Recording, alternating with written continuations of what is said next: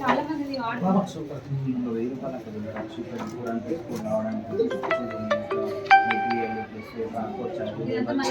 మా బడికి కొత్త టాయిలెట్స్ కూడా మా కోడలు చైర్మన్ ఉన్నప్పుడే శాంక్షన్ చేసింది.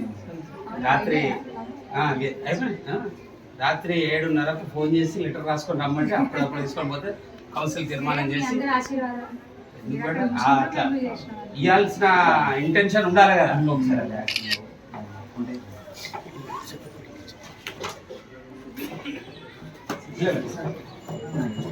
ఒకసారి పట్టుకున్నాం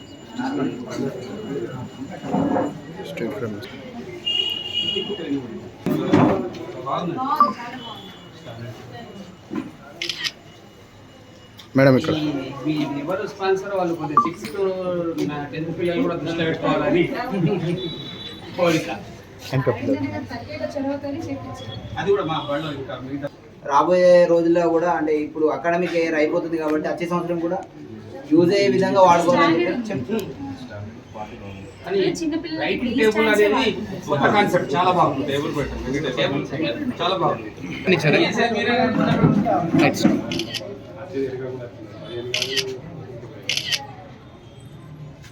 నెక్స్ట్ అనీష్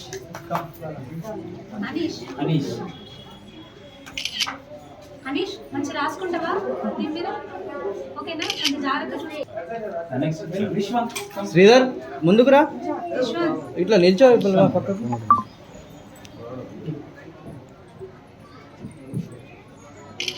ముందు ఇంగ్లీష్ ట్రాన్స్లేషన్ వాళ్ళు ముందు ఓకేనా? ఓకే. మీరు బాగుంది పాట right. This is for you. Okay. దీని మీద హోంవర్క్ చేసుకోవాలి. మనోన్య. Thank you Manonya. వెళ్ళిపోవాలి ఫాస్ట్గా. హానిక చూడు, మంచి హానిక చూడు.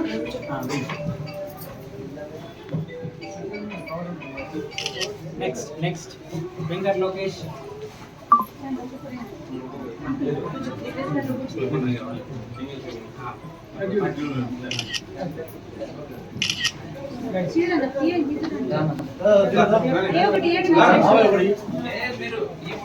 మీరు ఎట్లా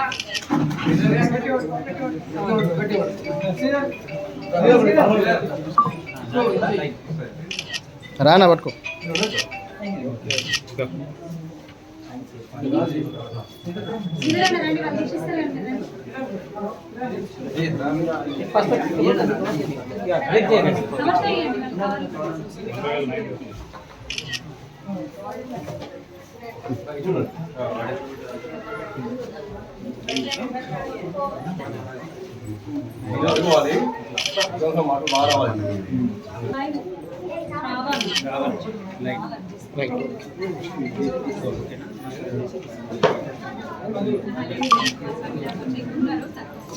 సునైనా. నెక్స్ట్ అనన్య. స్ట్రైట్ గా.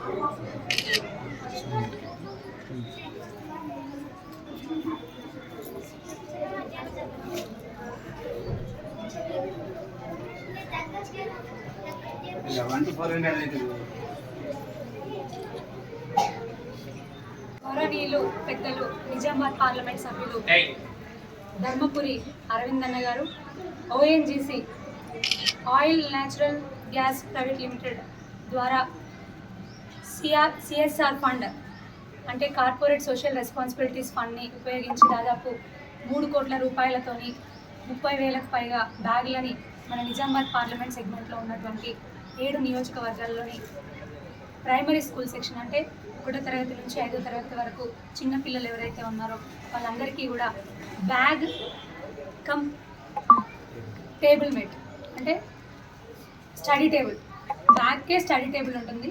నిజంగా చాలా బాగుంది, స్టాండర్డ్ ఉంది. అరవింద్ అన్న గారు ప్రత్యేక చొరవ తీసుకొని ఈ కార్పొరేట్ ఫండ్ని ఈ బ్యాగ్ల కోసం వినియోగించడం జరిగింది. ఎందుకంటే నిజామాబాద్ పార్లమెంట్ సెగ్మెంట్లో పేద మధ్యతరగతి ప్రజలు ఎక్కువగా చదువుకుంటారు, గవర్నమెంట్ స్కూళ్ళలో వాళ్ళు ఎక్కువగా ఉంటారు.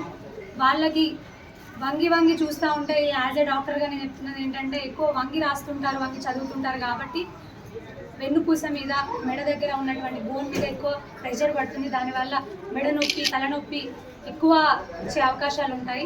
దాని ద్వారా పిల్లలు కొంత స్ట్రెయిన్ అయ్యి చదవడానికి కొంచెం విముఖత చూపే అవకాశం ఉంటుంది, రాయడానికి విముఖత చూపే అవకాశం ఉంటుంది.